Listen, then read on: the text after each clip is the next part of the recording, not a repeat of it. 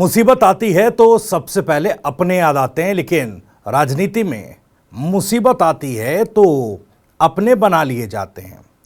खैर, राजनीति में आने वाली मुसीबत राजस्थान में किस ओर इशारा कर रही है ये आगे समझेंगे, क्योंकि हनुमान बेनीवाल साहब जिस तरीके का रवैया अपना रहे हैं उससे कहीं ना कहीं कई सवाल खड़े हो रहे हैं। सबसे पहले ये जान लेते हैं कि आज के सवाल क्या है।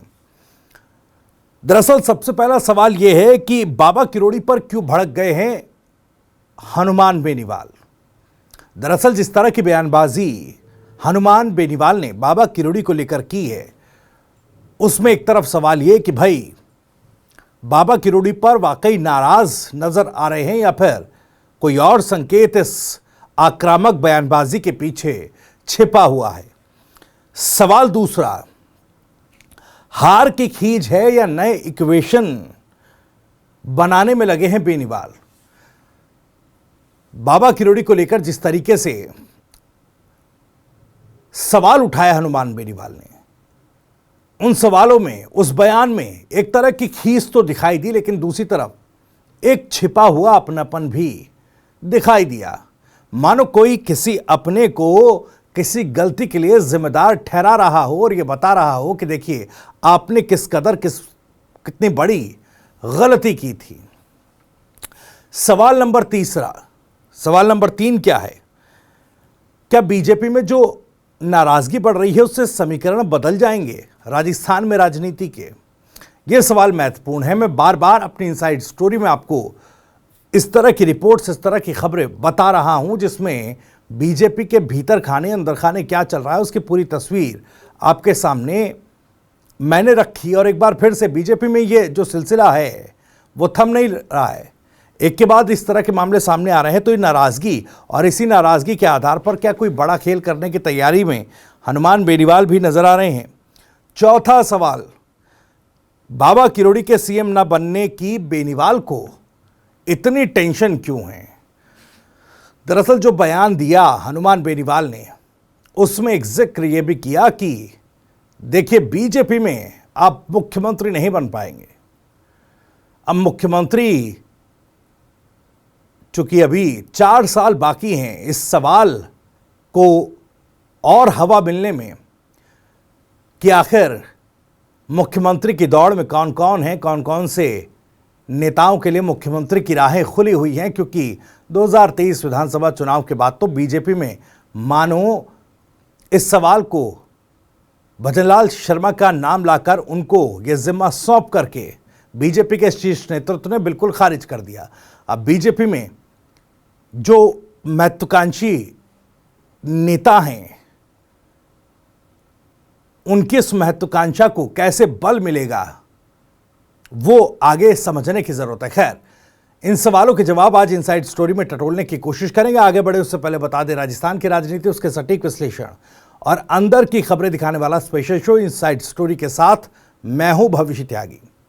जैसे मैंने पहले कहा था कि मुसीबत आती है तो अपने याद आते हैं, लेकिन राजस्थान में अपने बना लिए जाते हैं। क्या उसी राह पर हनुमान बेनीवाल चल रहे हैं? ये मैं क्यों कह रहा हूं? इसकी बड़ी वजह है, एक तरफ बीजेपी में रार की स्थिति लगातार बनी हुई है। बीजेपी में रार चल रही है। कभी संभागवार विधायक मंत्रियों की बैठक मुख्यमंत्री करते हैं तो विधायक ये बताते हैं कि देखिए आपके मंत्री सुनते नहीं और अधिकारी जो उनसे कहा जाता है वो करते नहीं हैं, तमाम काम अटके पड़े हैं। इस तरह के एक के बाद एक कई मामले सामने आ रहे हैं। एक और नया मामला, दरअसल पूर्व बीजेपी के पार्षद जो हैं उनकी नाराजगी का सामने आया पाली में जब यूडीएच मंत्री झाबर सिंह खर्रा तमाम लोगों के साथ सर्किट हाउस में बैठक कर रहे थे, उस वक्त तमाम चीज़ें जो हैं सोमनाथ पूर्व पार्षद बीजेपी के, उन्होंने मंत्री जी के सामने रखी। कहा कि देखिए सीवरेज से परेशान है लोग, सीवरेज की समस्या से परेशान है, शहर गंदगी में डूबा है। आप राइजिंग राजस्थान की बात कर रहे हैं लेकिन अधिकारी मंत्री सुन नहीं रहे हैं। वही जो स्थिति बीजेपी के भीतर बनी हुई है, पूर्व पार्षद ने भी जू की तू झाबर सिंह खर्रा के सामने रख दी और झाबर सिंह खर्रा साहब ये बात सुनकर थोड़े बौखला गए, नाराज हो गए और सीधी नसीहत दे दी कि देखिए आप नकारात्मकता में मत पड़िए, कामों पर ध्यान दीजिए। अब सवाल ये उठ रहा कि भाई जब लोगों की, नेताओं विधायकों की अधिकारी सुन नहीं रहे, मंत्री उस पर ध्यान नहीं दे रहे, तो फिर नेता विधायक क्या काम अपने अपने इलाकों, अपने अपने शहरों में करवा पाएंगे? ये तो एक अलहदा सवाल है। लेकिन जाबर सिंह खर्रा की बौखलाहट में साफ दिखा कि बीजेपी के भीतर जो ये अनदेखी चल रही है, इसका बड़ा इम्पैक्ट सरकार पर पड़ रहा है, सरकार की छवि पर पड़ रहा है। बाहर आती इन नेताओं विधायकों की नाराजगी सरकार की फजीयत करार है। लौटते हैं हनुमान बेनीवाल पर। दरअसल हनुमान बेनीवाल ने बाबा किरोड़ी पर निशाना साधा। एक मीडिया संस्थान को दिए गए इंटरव्यू का वीडियो वायरल हो रहा है। उन्होंने किरोड़ी लाल पर जो है एक भविष्यवाणी कर दी, उनका भविष्य बताते हुए एक बड़ा दावा कर दिया है। हनुमान बेनीवाल ने कहा कि जब 2015 में हम साथ थे, यानी कि हनुमान बेनीवाल और किरोड़ी लाल मीणा जब बीजेपी में नहीं हुआ करते थे, किरोड़ी मीणा, तो उस समय हमें छोड़कर बाबा किरोड़ी बीजेपी में क्यों चले गए, सवाल उठा दिया। इतनी जल्दबाजी क्या थी? उन्होंने ये भी कहा तंज कसते हुए कि बना दिया क्या उन्हें राजस्थान का मुख्यमंत्री। उनके साथ यही होना था जब उनको पता था कि भारतीय जनता पार्टी किसान विरोधी है, तो फिर क्यों गए, सवाल उठाया। उन्होंने कहा कि डॉक्टर साहब ने जो लड़ाई लड़ी 2008 से 2015 तक, हमें अकेला छोड़कर, देखिए वो ये बार बार बताने की कोशिश कर रहे हैं कि जो जिस तीसरे मोर्चे की तलाश में हनुमान बेनीवाल उस वक्त थे, उसे छोड़ करके बाबा किरोड़ी ने जो गलती की, वो गलती उन्हें अब भारी पड़ रही है। उन्होंने देखिए बताया कि हमें अकेला छोड़कर बीजेपी में बाबा चले गए, तो अभी ये सही हो रहा है, गलत क्या हो रहा है, यही होना है। बाबा किरोड़ी पर तंज जरूर कसा, उन्होंने उन पर हमला जरूर बोला, लेकिन इसके पीछे एक खीज भी थी, थोड़ा अपनापन भी नजर आया।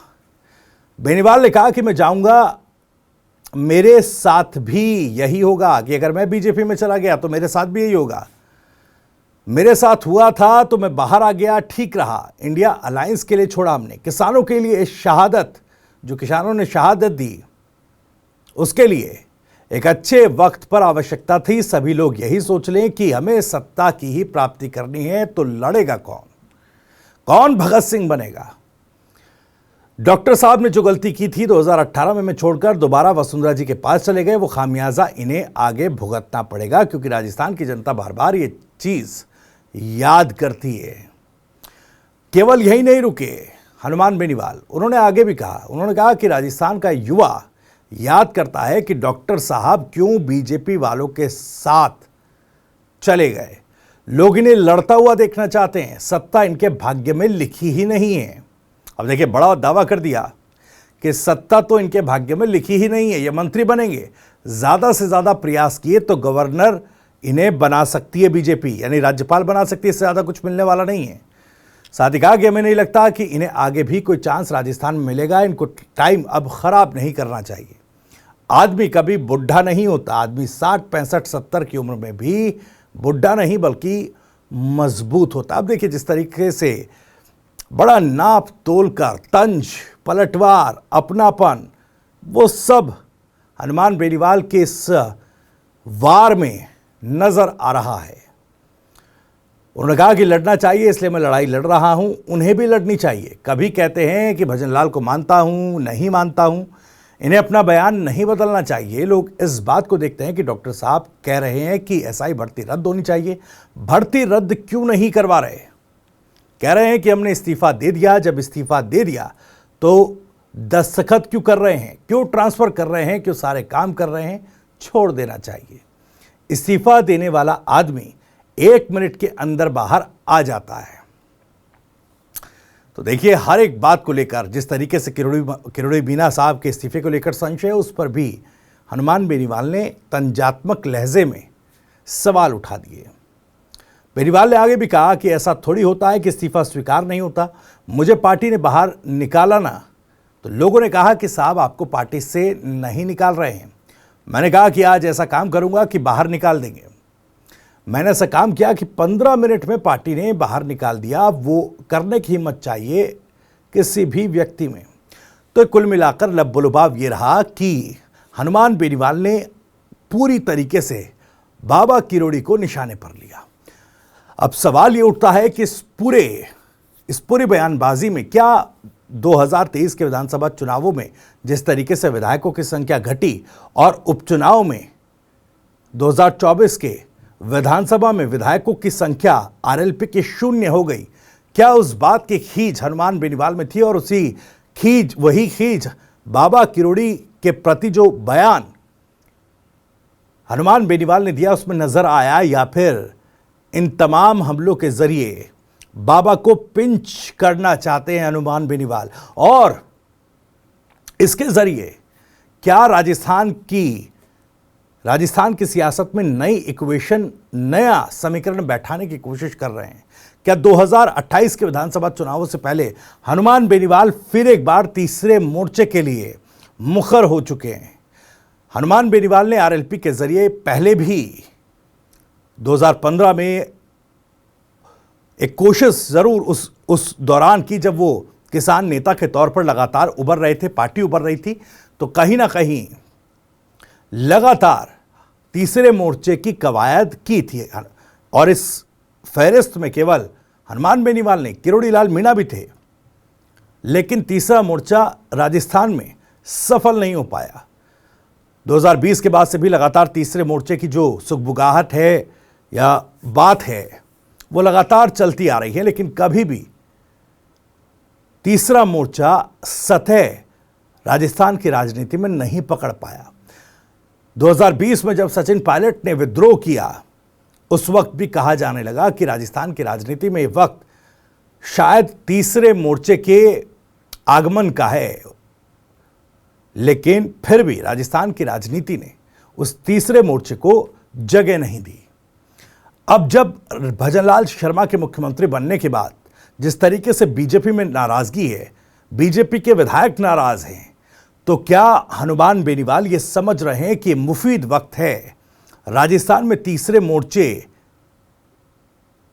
को सतह पर लाने का, या उस तीसरे मोर्चे की सुगबुगाहट को और ज्यादा सक्रिय करने का? और इसी क्रम में वो बाबा पर तंजात्मक लहजे में क्या इसीलिए मुखर हो रहे हैं कि बाबा फिर एक बार अपनी जो जमीनी राजनीति है, जमीनी संघर्ष के चलते उसके आधार पर जो बाबा राजनीति करते हैं, वो फिर उसी फॉर्म में आकर सड़कों पर उतरें और कहीं ना कहीं राजस्थान की राजनीति में सरकार के लिए एक विपक्ष या विरोधी के तौर पर बड़ा चेहरा बने और उसके परिधि में कहीं ना कहीं वो तीसरा मोर्चा हनुमान बेनीवाल तैयार कर पाए? क्या यही एक औचित्य हनुमान बेनीवाल के इस वार का जो उन्होंने बाबा किरोड़ी पर किया, क्या यही मतलब बनता है? हालांकि अब इस पर किस तरह का रिस्पॉन्ड बाबा किरोड़ी करेंगे, सवाल है। फिलहाल इन्हीं सवालों के साथ इस इनसाइड स्टोरी में इतना ही। वीडियो और जानकारी पसंद आई हो तो वीडियो को लाइक करें, ज़्यादा से ज़्यादा शेयर करें। आप भी इस मामले पर कुछ कहना चाहते हैं तो कमेंट बॉक्स आपके लिए खुला हुआ है। अपनी बात, अपना सवाल, अपनी राय कमेंट बॉक्स के जरिए आप हम तक पहुंचा सकते हैं। राजस्थान से जुड़ी और भी तमाम खबरों को सबसे पहले जानने के लिए सब्सक्राइब जरूर करें टीवी 9 राजस्थान। नमस्कार।